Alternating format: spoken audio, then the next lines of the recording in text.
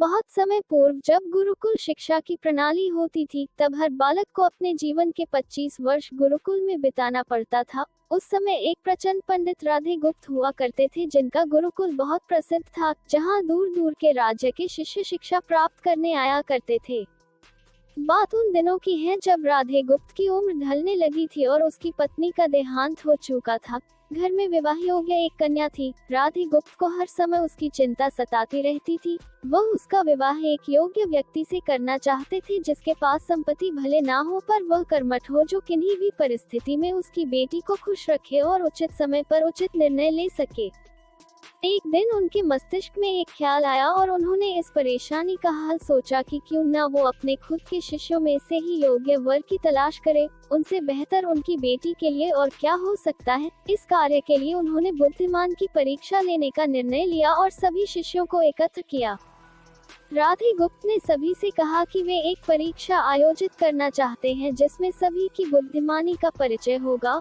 उन्होंने सभी से कहा कि उन्हें अपनी पुत्री के विवाह की चिंता है, जिसके लिए उनके पास पर्याप्त धन नहीं है, इसलिए वे चाहते हैं कि उनके शिष्य विवाह में लगने वाली सभी सामग्री कैसे भी करके एकत्र करें। भले उसके लिए उन्हें चोरी का रास्ता चुनना पड़े, लेकिन उन्हें चोरी करता कोई भी देख ना सके, इसी एक शर्त का पालन सभी को करना है। अगले दिन से सभी शिष्य कार्य में जुट गए। रोजाना कोई न कोई तरह तरह की वस्तुएं चुरा कर लाता और राधा गुप्त को दे देता। राधा गुप्त उन्हें एक विशेष स्थान पर रख देते, क्योंकि परीक्षा के बाद यह सभी वस्तुएं उनके मालिक को वापस करना जरूरी था, क्योंकि वे अपने शिष्यों को सही ज्ञान देना चाहते थे। सभी शिष्य अपने अपने दिमाग से कार्य कर रहे थे, लेकिन इनमें से एक चुपचाप गुरुकुल में बैठा हुआ था, जिसका नाम रामास्वामी था। वह राधा गुप्त का सबसे करीबी और होनहार छात्र था। उसे ऐसा बैठे देख राधा गुप्त ने इसका कारण पूछा।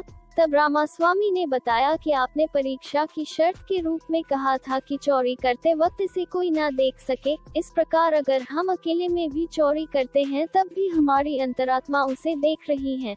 हम खुद से उसे नहीं छिपा सकते। इसका अर्थ यही है कि चोरी करना व्यर्थ है। उसकी यह बात सुन राधा गुप्त के चेहरे पर खुशी छा जाती है। वे उसी वक्त सभी को एकत्र करते हैं और पूछते हैं कि आप सब ने जो चोरी की, क्या उसे किसी ने देखा?